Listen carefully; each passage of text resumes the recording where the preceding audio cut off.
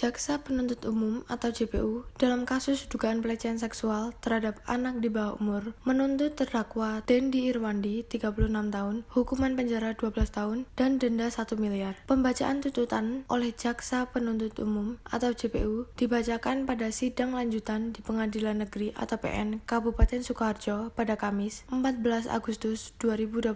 Sidang tersebut digelar secara tertutup. Hal itu mengingat kasus tersebut merupakan sidang anak meski terdakwa sudah dewasa. Kasih Intel Kejaksaan Negeri Sukoharjo, Aji Rohmadi mengatakan, pada sidang sebelumnya terdakwa memberikan keterangan. Pada sidang ini, lanjut Aji, JPU menuntut pasal 82 ayat 1, 2, dan 4. Pasal tersebut menjelaskan Undang-Undang Perlindungan Anak yang memuat unsur pemberatan hukuman. Sementara itu, tuntutan tersebut ternyata lebih ringan dari perkiraan kuasa hukum korban, yakni Lanang Kujang Pananjung. Kala itu, Lanang optimis terdakwa bisa menerima hukuman sampai 20 tahun, ditambah dengan sanksi sosial seperti pengumuman identitas terdakwa dan kebiri kimia. Menurut Lanang, pasal 82 ayat 1 mengatur pidana penjara paling singkat 5 tahun dan paling lama 15 tahun bagi pelaku kejahatan seksual terhadap anak. Namun, karena terdakwa merupakan tenaga pengajar dan korban lebih dari satu, ancaman hukuman diperberat dengan tambahan sepertiga dari pidana pokok sebagaimana tercantum dalam ayat 2. Kronologi kasus pelecehan puluhan siswa oleh oknum guru di Sukoharjo. Kasus pelecehan yang dilakukan seorang guru bernama Dendi Irwandi, 36 tahun, di sebuah lembaga pendidikan di Kecamatan Grogol, Kabupaten Sukoharjo, menggegerkan publik. Puluhan siswa laki-laki dilaporkan menjadi korban dalam rentang waktu 3 tahun terakhir. Kasus ini terbongkar setelah seorang wali murid melapor kepada kuasa hukum Lanang Kujang Pananjung. Anak wali murid tersebut yang masih duduk di kelas 2 mengaku menjadi korban pelecehan sang guru. Laporan itu kemudian memicu keberanian wali murid lain untuk mengungkap hal serupa. Dari data yang dihimpun, jumlah korban mencapai sekitar 20 anak laki-laki. Dugaan pelecehan tidak hanya terjadi di sekolah, tetapi juga di luar kegiatan belajar, seperti saat ekstrakurikuler renang di Klaten. Salah satu korban mengaku sempat diseret ke kamar mandi saat berganti baju, lalu pintu dikunci sebelum dilecehkan. Kejadian serupa diduga berlangsung selama 3 tahun terakhir. Mengetahui kasus tersebut, sejumlah wali murid melakukan audiensi dengan pihak sekolah. Sekolah akhirnya memberhentikan Dendi Irwandi dari posisinya. Namun, para wali murid tetap menuntut agar kasus ini diproses secara hukum.